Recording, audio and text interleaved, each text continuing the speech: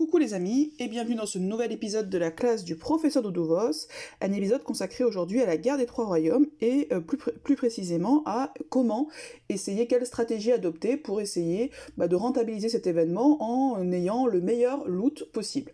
Parce qu'il y a deux griefs qu'on fait à la guerre des Trois Royaumes en général, on voit ça dès qu'il y a cet événement, les gens en général viennent discuter de ces deux choses-là. La première chose, ce sont les frappes non faites. Bon ça évidemment, je vous cache pas que moi ça fait un peu mal à mon ulcère, mais bon, il y a un moment, faut faire son deuil, hein. On sait que, voilà, en guerre des Trois Royaumes, il y a des frappes qui sont non faites. Malheureusement, à notre niveau, on n'y peut pas grand-chose, donc faut l'accepter, ou alors se décocher, tout simplement, hein. Évidemment, il y aurait des mécanismes probablement à mettre en place, notamment du côté de SG, hein, que ce soit en empêchant, par exemple, des gens qui ne font pas leur frappe, l'intégralité de leur frappe, de se réinscrire à la fois suivante, ou des choses comme ça. Mais bon, de notre côté, on n'y peut pas grand-chose, donc soit on accepte, soit on se décoche, j'ai envie de dire. Et le deuxième grief qu'on fait régulièrement à la guerre des Trois Royaumes, ce sont des loots pourris. Moi, j'ai pas vraiment eu cette sensation-là de loot pas terrible. J'ai eu des loots plus ou moins bons, mais globalement, je les trouve quand même pas mauvais, avec attention, parce que tous les loots ne se valent pas. En fait, en guerre des Trois Royaumes, il y a 4 loots différents, si je dis pas de bêtises. J'avais screené un loot que j'avais fait, je vais vous le montrer. J'avais screené un loot que j'avais fait, c'est pas le dernier, parce que le dernier j'ai oublié de le screener en intégralité, j'ai juste fait dans l'activité récente. J'avais screené celui-ci, alors je vous montre le résultat de fin, qui était du coup, c'est là où ça devient intéressant, c'est parce que justement j'étais au niveau des points, c'était moi qui avais fait le plus de points dans le bataillon. Donc on était sur une victoire, pour le coup moi j'avais un bon classement. Tac, mon royaume était deuxième. Alors je vous dis tout net, hein, si vous êtes dans le royaume de Wu, vous allez pas gagner. Parce que moi j'ai jamais gagné, et pour le coup ce coup-ci je suis dans le royaume de Wu. Donc je vous dis tout net, si vous êtes dans le royaume de Wu, il ne sera pas premier. Donc en fait il y a différents butins, comme vous pouvez voir. Il y a le butin de rang de royaume, donc selon que vous soyez premier, deuxième, troisième. Alors j'avoue que j'ai jamais été premier, donc je connais pas le butin. Là on a un butin de deuxième. Effectivement c'est pas foufou, hein. Voilà. Après il faut quand même voir que c'est des choses qui sont entièrement gratuites. Donc même si c'est pas foufou, c'est toujours quelque chose de plus que vous n'aurez pas sinon. Après, le deuxième butin qui devient très très intéressant, c'est... alors attendez juste que je vous le prenne dans l'ordre. Ouais, voilà ça. C'est le butin de rang de bataillon. Et ça, pour le coup, ça dépend en fait de votre bataillon, du bataillon dans lequel vous êtes. Et ça, malheureusement, vous y pouvez pas grand-chose, puisque tout simplement, en fait, la qualité de votre bataillon va dépendre de la qualité de votre deck. Puisque, un peu comme en GDA, du coup, votre deck est pris en compte pour vous classer dans les différents bataillons. Et meilleur est votre deck, meilleur est votre bataillon, et meilleur sera votre loot. Parce que pour le coup, le loot de bataillon est extrêmement, peut être vraiment très très bon. Là vous allez voir, moi je suis, donc mon bataillon est 92e, donc vous pouvez voir j'ai déjà un onguent, alors je l'ai pas à chaque fois, hein, attention. Hop, j'ai un onguent, un jeton troupe, flacon d'énergie, 30 emblèmes, enfin 50 pièces. Ah non, ça c'est mon rang d'escamanche, pardon. J'ai un onguent, pardon, c'est par là. J'ai également un jeton troupe, j'ai un 100 emblèmes, un flacon d'énergie monde, un petit peu de jambon, et 150 pièces. Donc, comme vous pouvez le voir, tout de suite, le rang de bataillon, ça devient extrêmement intéressant, hein. Donc, mais ça, malheureusement, j'ai envie de dire, c'est un peu un... comment dirais-je, c'est un peu une récompense un peu de votre investissement financier, puisque bien évidemment, pour avoir un bon deck, il n'y a pas 36 choix, il faut investir. Donc moi j'ai un deck qui est à peu près correct, on va dire, lié tout simplement à mon ancienneté sur le jeu, plus que autre chose. Donc du coup, ça me permet d'être dans des bataillons qui sont pas ouf, mais corrects. Encore que celui-ci, je crois qu'il était bon, parce qu'en général, je suis bien au-delà en bataillon.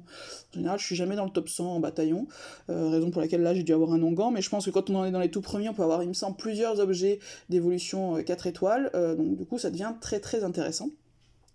Donc le rang de bataillon, mais ça malheureusement vous n'avez pas vraiment de façon d'améliorer votre rang de bataillon, voilà, sachant qu'en plus, vous le savez bien, c'est guerre à 100 contre 100, en fonction de où vous êtes, alors je suppose que dans les meilleurs bataillons, il peut y avoir effectivement une cohésion qui se crée, une coordination qui se crée, que ce soit sur les tanks, que ce soit peut-être sur l'attaque, ou des choses comme ça, je suppose que ça va être faisable, parce que notamment, vous allez avoir des joueurs déjà en général un peu plus investis, qui ont parfois l'habitude de jouer dans des équipes internationales, qui vont communiquer sur le chat en anglais, là où si vous êtes avec des bataillons de mon niveau à moi, en général ça parle russe, de temps en temps vaguement vous avez un francophone qui pouvait dire 2 mots, ça n'arrive jamais à se mettre d'accord sur le tank, il y en a un qui va dire est-ce qu'on pourrait pas se mettre d'accord sur par exemple tank violet, il y en a l'autre qui va dire non moi je veux du bleu, non moi je veux du vert, moi je veux de l'arc-en-ciel, donc du coup grosso modo on n'arrive jamais à se mettre d'accord sur rien du tout, et c'est la guerre, parce que concrètement c'est la guerre non seulement contre l'équipe adverse, mais c'est également la guerre en interne, et on va voir ça du coup au niveau stratégique, comment essayer de gérer ça, avec notamment, puisque comme vous le savez, dans cette guerre des 3 royaumes, la particularité c'est que pour pouvoir faire des points, il faut finir un adversaire. C'est-à-dire que concrètement, c'est pas intéressant de faire une ouverture, par contre c'est extrêmement intéressant de faire des finitions, et du coup on a des shakos, pour dire les choses comme elles sont, qui rôdent en fait pour essayer, lorsque vous loupez, de vous piquer votre adversaire, pour essayer de faire un max de points. Comportement que bon, pour le coup, autant comme je vous le verrai, comme je vais vous le dire, pour essayer d'avoir un maximum de points, il faut avoir un comportement individualiste, autant ça quand même, je trouve que c'est vraiment pas correct, donc moi c'est pas quelque chose que je préconise, c'est pas quelque chose que je fais, parce que sinon le problème c'est qu'on vous le fait également, donc en fait on s'en sort plus, mais voilà, donc on va y revenir, mais grosso modo, à mon avis, sauf à être vraiment dans les très bons bataillons, où vous pouvez avoir une vraie coordination, quelque chose d'un peu similaire à de la GDA, dans les guerres des 3 royaumes, si vous êtes dans les bataillons un peu moins bons, déjà vous espérez que les gens fassent leur frappe, voilà, vous êtes content quand ils l'ont fait, mais grosso modo, au niveau coordination, c'est juste 0, puisque personne ne parle, et chacun fait son petit truc dans son coin, donc voilà. Donc rang de bataillon, et là où ça peut devenir intéressant, parce que ça pour le coup c'est accessible à n'importe qui, peu importe dans quel bataillon vous êtes, c'est votre classement individuel. Le classement individuel, donc vous pouvez le voir, là quand même c'est quand même assez intéressant, j'ai 30 emblèmes, un jeton troupe, un flacon d'énergie monte, 50 pièces, donc quelque chose que vous pouvez quand même rentabiliser relativement, et au-dessus vous voyez, bon, le gain de victoire pour le coup je le trouve assez anecdotique, puisque bon, on a gagné sur cette guerre des 3 royaumes là, honnêtement je dois en gagner 1 sur 2 à peu près, donc voilà. Il me semble que la dernière on l'a perdu, donc peut-être que celle-ci on la gagnera. Voilà, 10 emblèmes, bon, un peu de jambon, bon, c'est toujours ça de prix, 2 pièces, bon, c'est pas ça qui fait vraiment fantasmer, même si encore une fois, c'est gratuit, donc c'est toujours ça de prix. Donc voilà.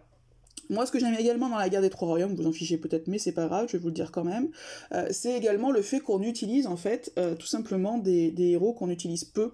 Donc ça, parce que souvent, on a l'habitude d'attaquer un peu toujours avec les mêmes, et là, ça nous oblige à utiliser, puisqu'il faut faire quand même 12 frappes, ce qui demande mine de rien d'avoir du fond de deck, ce qui nous oblige du coup à creuser un peu dans notre deck, à jouer des héros qu'on n'a pas l'habitude de jouer, et parfois, on a de bonnes surprises, on se dit, ce héros-là, je l'utilise pas, finalement, il est quand même pas désagréable, il est plutôt efficace, et on arrive comme ça à trouver de nouvelles synergies entre nos héros auxquelles on n'avait pas forcément pensé, parce que on a plutôt cette habitude de justement de se reposer un peu sur ses acquis et sur ce qu'on fait de manière régulière.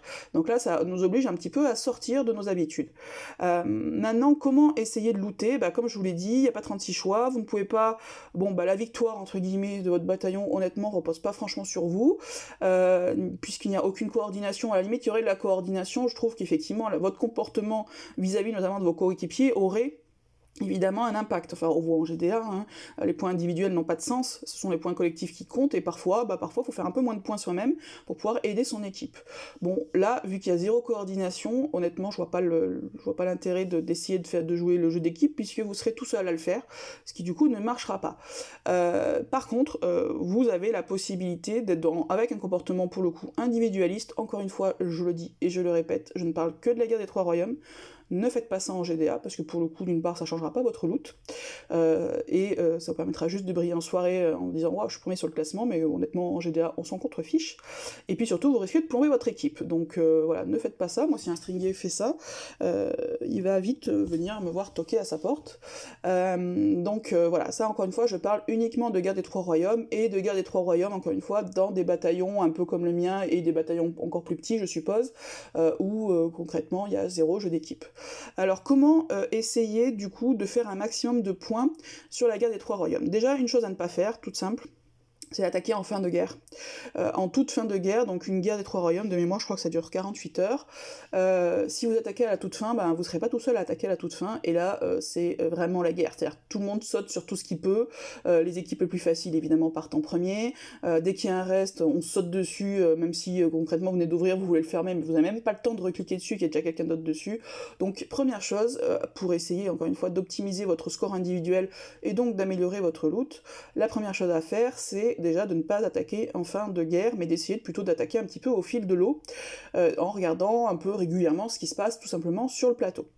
Ça vous évitera d'être dans la cohue de la fin, où vous n'avez pas forcément le choix non plus des cibles, et où vraiment tout le monde se jette sur tout ce qui bouge. Donc première chose. Deuxième chose, moi ce que je fais, c'est que déjà il faut connaître son deck. En fait, il faut connaître ses possibilités d'attaque. Vous avez en guerre des 3 royaumes 12 attaques à faire. Moi je sais que je peux pas faire 12 OS. Enfin en tout cas pas par rapport aux équipes qu'il y a en face.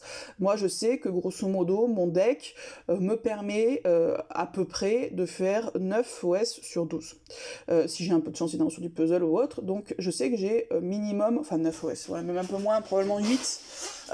Donc je sais que je vais forcément avoir besoin de faire des finitions, puisque j'ai vraiment des équipes toutes petites avec du 4 étoiles non monté, enfin non emblémé, et que donc si je fais pas de finition, concrètement ces équipes-là ne passeront pas.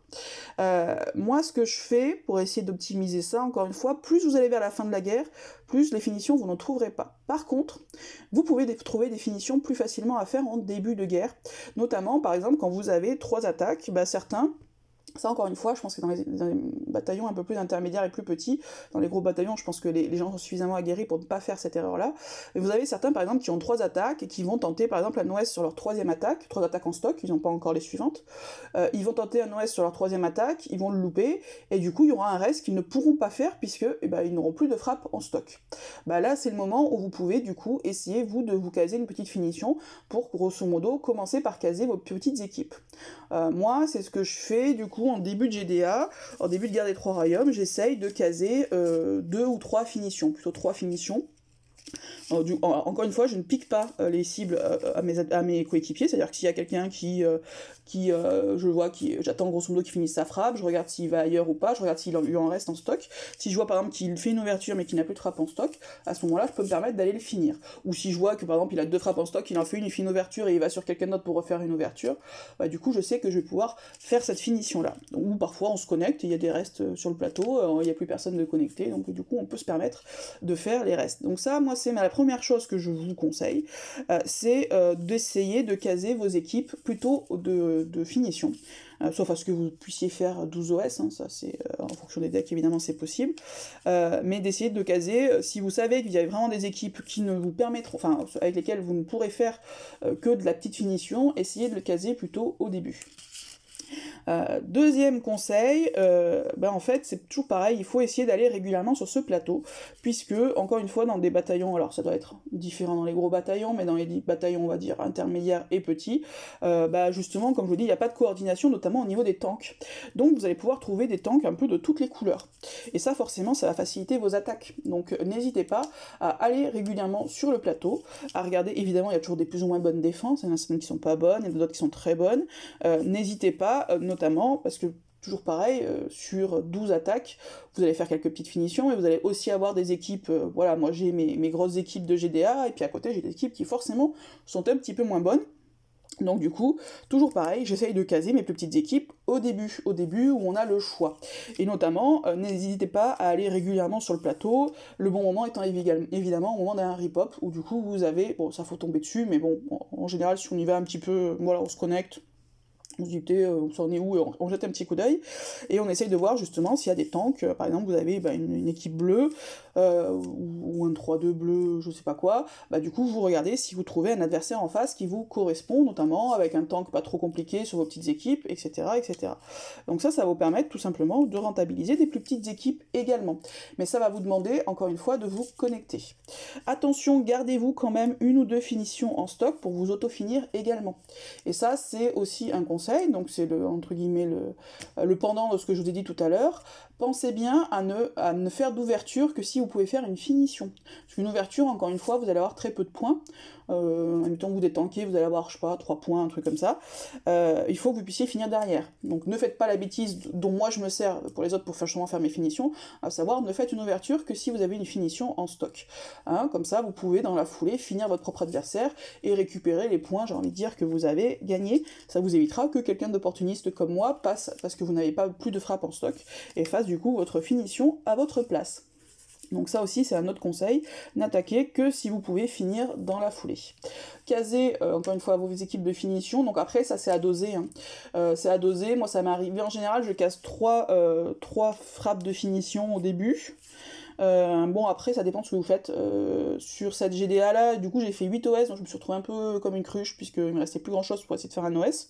Bon après j'ai eu de la chance, il est passé. La GDA suivante j'ai fait quelque chose de bien moins bon puisque je crois que j'avais eu 2 loupés en attaque.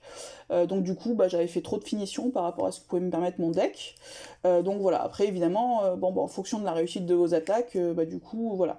Donc n'hésitez pas, encore une fois, à vous dire combien de finitions maximum vous devez impérativement faire au vu de votre deck, et à en retirer une ou deux pour vous permettre en fait de garder une finition par rapport à vos frappes à vous, ou plus si jamais vous avez un taux d'OS qui est pas très bon, ou plus pour pouvoir vous auto-finir derrière sans gaspiller vos équipes. Finalement en fait la guerre des 3 royaumes, moi ce que je trouve intéressant c'est, encore une fois, au-delà du fait qu'on utilise des héros qu'on n'a pas l'habitude d'utiliser, du coup on développe une stratégie de gestion de son deck au global. Déjà, on a un petit peu ça, et même beaucoup ça en GDA, sur 6 frappes. C'est d'ailleurs ce qui est en général un peu le plus difficile, notamment lorsqu'on commence enfin quand on commence même après du reste, hein, les GDA, à savoir arriver à gérer son deck pour pas avoir une grosse équipe et puis après plus rien derrière, voilà. Essayer d'adapter un petit peu son deck, et sa façon d'attaquer en fonction de ses possibilités. Là, on a ça, mais du coup, un volume beaucoup plus important, et ce qui fait que même des personnes qui ont un deck correct, mais pas foufou, non plus comme le mien, c'est-à-dire qui ont de l'ancienneté mais qui n'ont pas forcément beaucoup investi, ils se retrouvent avec ces stratégies-là à gérer, à devoir gérer leur deck sur beaucoup de frappes. Et ça, je trouve ça toujours un peu sympa, ça rajoute un peu de piment, et un peu de stratégie, un peu de réflexion au jeu, ce que je trouve toujours intéressant. Donc, pour résumer, malheureusement, si vous voulez avoir un loot correct, il n'y a pas 36 choix, il faut axer sur votre score individuel. Moi honnêtement, encore une fois, j'ai pas de remords là-dessus vu le comportement des autres. Si on est sur des guerres type GDA, évidemment je le ferai pas, mais là pour le coup moi je n'ai aucun scrupule à axer sur mon score individuel. Pour axer sur votre score individuel, encore une fois, essayez de déterminer combien de finitions vous devez impérativement faire par rapport à votre deck, donc combien de d'OS vous pouvez tenter. Retirer, on va dire, 1 ou 2 ou plus, si jamais vous avez un taux d'OS pas très bon, une ou deux finitions qui vous serviront à faire vos propres finitions à vous, et essayez du coup de faire au début les finitions supplémentaires. Admettons que vous avez 4 finitions à faire, vous vous dites j'en fais 2, et du coup j'en aurai 2 en stock pour me finir moi si je me loupe sur mes OS. Et ça, dès le début de la GDA, encore une fois, au moment où des gens font l'erreur de faire des ouvertures alors qu'ils n'ont plus de frappe en stock pour faire la fermeture. Ça c'est vraiment le bon moment. Pour ça, il faut aller régulièrement sur le plateau. Idem, caser en premier vos moins bonnes équipes de GDA, essayez de les caser au début, lorsque vous avez des plateaux plus ou moins plutôt pleins, comme ça vous pourrez adapter, notamment choisir, vous avez une petite équipe, choisissez un adversaire qui est pas trop compliqué, avec du coup un tank de la couleur qui vous arrange, parce que forcément ça va vous faciliter l'attaque, hein, donc ça c'est très important. Et puis après n'hésitez pas quand même sur vos grosses équipes à pas jouer non plus on va dire sa petit deck jusqu'au bout, et essayez quand même sur vos bonnes équipes de tenter des adversaires à votre mesure. Vous n'êtes pas obligé de jouer en overkill en essayant de tuer des héros de fou, mais essayez quand même de jouer des équipes aussi avec vos bonnes équipes GDA, ce que vous auriez fait naturellement en GDA, c'est un bon entraînement aussi pour vous. En plus la particularité qui est très intéressante en guerre des 3 royaumes, qui facilite beaucoup les choses, c'est qu'il n'y a pas d'aide de terrain. Donc ça, le fait qu'il n'y ait pas d'aide de terrain, forcément ça aide quand même beaucoup, puisque moi je trouve que c'est plutôt une aide. parce que forcément, quand vous avez... Alors moi, les sbires, par exemple, c'est pas une aide qui m'est très favorable parce que je n'ai pas de héros anti-sbire. Bon, bah les flèches, forcément, c'est forcément défavorable à l'attaquant, etc., etc. La ruée, bon, bah, personne n'aime ça. Donc voilà, je trouve que le fait qu'il n'y ait pas d'aide de terrain facilite aussi les attaques, donc faut pas non plus essayer aussi de vous challenger un minimum, au moins sur vos bonnes frappes. Bon, après, c'est sûr que si vous voulez vraiment viser le point pur, bon, bah à ce moment-là, vous visez tous les plus petits, quoi, concrètement. Bon, moi, j'aime bien quand même, sur mes grosses équipes, essayer de tenter quelque chose que je trouve... voilà, accessible. Encore une fois, c'est pas non plus foufou, sachant qu'en GDA, encore une fois, vous avez une aide qui vous est plutôt défavorable en général. Là, vous l'avez pas, donc ça vous favorise encore plus l'attaque, donc vous pouvez tenter quand même des adversaires à votre mesure. Mais voilà, grosso modo, moi, en faisant ça, en fait, la guerre des Trois Royaumes, bah, je l'aime bien. Je l'aime bien. Bon, après, ce que je suis toujours un peu frustrée, c'est qu'on peut pas communiquer avec nos... Enfin, les gens font très peu d'efforts, au final, pour communiquer. Moi, j'essaye vaguement de parler de l'anglais, bon, bah, de l'anglais à mon niveau, hein, c'est-à-dire, c'est-à-dire un très mauvais anglais. Mais c'est vrai qu'on a assez peu d'écho, quand même, sur le chat. Bon, après, du coup, on peut rigoler tout seul. Enfin, moi, des fois, je m'amuse à partir un peu en délire sur le chat. Donc, on peut toujours s'amuser un peu comme ça. Mais sinon, vraiment, c'est intéressant au niveau de la stratégie globale à mettre en place sur votre guerre. Et puis, ça permet de faire, encore une fois, de nouvelles synergies, de tenter de nouvelles choses. Moi, par exemple, Frost, par exemple, c'est un héros que je ne joue pas parce que, bon, en bleu, j'ai un problème de cogneur, donc Frost ne m'aide pas à ce niveau-là. Bon, si jamais un jour j'ai Pengi, le problème sera résolu, mais c'est un héros que je ne joue pas. Et ben, à chaque fois que je sors en guerre des Trois Royaumes, je le joue quasiment qu'en tour. À chaque fois que je sors en guerre des Trois Royaumes, ben, je me dis toujours que franchement, il est sympathique, mine de rien. Donc voilà, ça vous rappelle un petit peu... ça vous rappelle un peu des héros que vous n'utilisez pas trop souvent. C'est bien aussi que ça vous oblige en fait à étoffer votre fond de deck. Et ça c'est intéressant maintenant avec toutes les nouvelles quêtes qui sortent, type quête élémentaire, qui vont vous demander beaucoup de héros de la même couleur. Bah, la guerre des Trois Royaumes vous y a normalement un petit peu préparé, puisque ça vous a poussé à... ou les tours, moi avant, par exemple les tours m'ont poussé par exemple, à multiplier les soigneurs dans toutes les couleurs pour avoir plusieurs équipes de la même couleur. Maintenant on a les quêtes élémentaires, bah, tout ça va dans le même sens en fait, dans le sens d'étoffer le deck. Donc après, il n'y a pas que les 5 étoiles dans la vie, on peut avoir un deck étoffé, un deck de 4 étoiles. Hein. Moi, c'est voilà, les 3 quarts de mon deck, c'est quand même du 4 étoiles. Je trouve que le 4 étoiles, sauf évidemment, encore une fois, quand on investit pas mal dans le jeu, mais le 4 étoiles, c'est le cœur, je trouve, d'un deck. C'est ce qui vous permet, notamment maintenant avec toutes ces quêtes qui demandent d'avoir beaucoup de fonds de deck. Vous voyez, j'ai quand même pas mal de... J'ai pas mal de 4 étoiles, je dois avoir 3 Kaidmon, je dois avoir 2 Sonia, ou peut-être 3 Sonia, je me souviens plus. Enfin voilà, j'essaye de multiplier, j'ai 2 Rigard, j'ai 2 Mélandor, j'ai 2 Kirill, enfin voilà, j'essaye de multiplier un peu les 4 étoiles, parce que, encore une fois, c'est ce qui va vous permettre de faire justement ce type de quête. C'est bien aussi, alors pas sur la tour Styx, parce qu'on s'en fiche, mais c'est bien sur les tours ninja, tours magie, pour les quêtes élémentaires, c'est bien pratique également.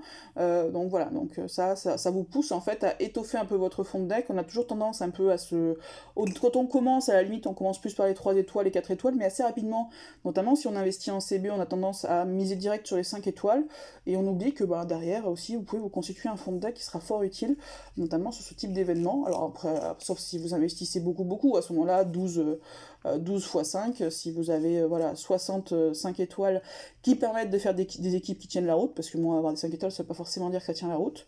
Vous n'avez pas besoin. Moi, en termes de 5 étoiles, je dois en avoir un peu moins de 30, donc du coup, on est bien obligé de jouer des 4. Voilà, et puis certains qui sont pas forcément très utiles non plus.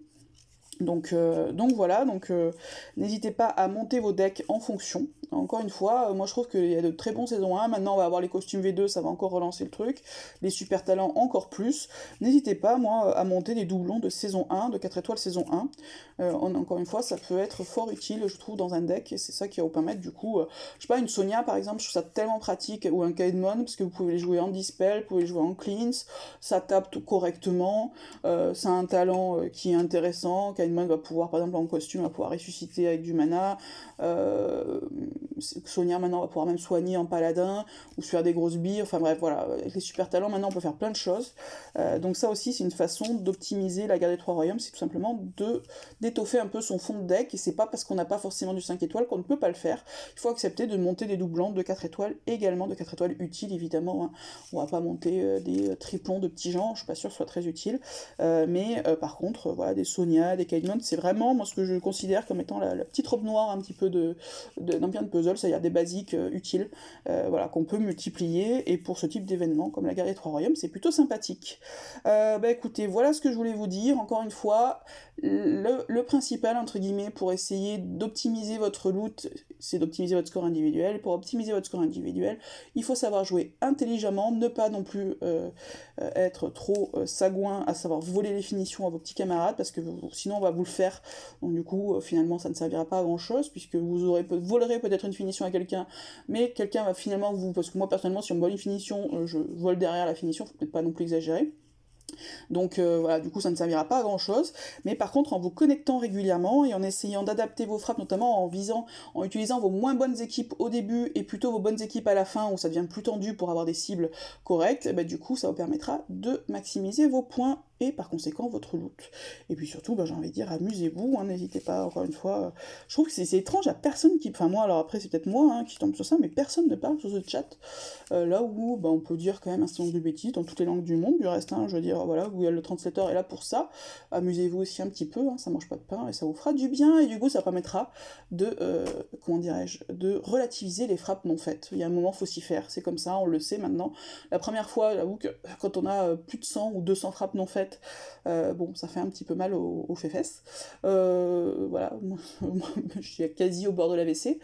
Bon, puis après, à un moment, on s'y fait, en fait. Sinon, tant pis, on se décoche, hein. Ça sert à rien non plus de faire quelque chose qui nous énerve pour rien. Donc, si on ne le supporte pas, ce que je peux entendre, bah, à ce moment-là, on se décoche. Sinon, bah, on se dit, bah, tant pis, on en profite, on fait ce qu'on peut de cet événement-là. On peut avoir du loot, encore une fois, gratuit, pour 12 frappes GDR, ce qui me paraît pas démentiel. Ça vous permet de vous entraîner, de tester de nouvelles choses. Moi, je trouve que c'est plutôt un événement que je trouve agréable. Voilà, sur ce, je vous souhaite une bonne journée. Ciao les amis!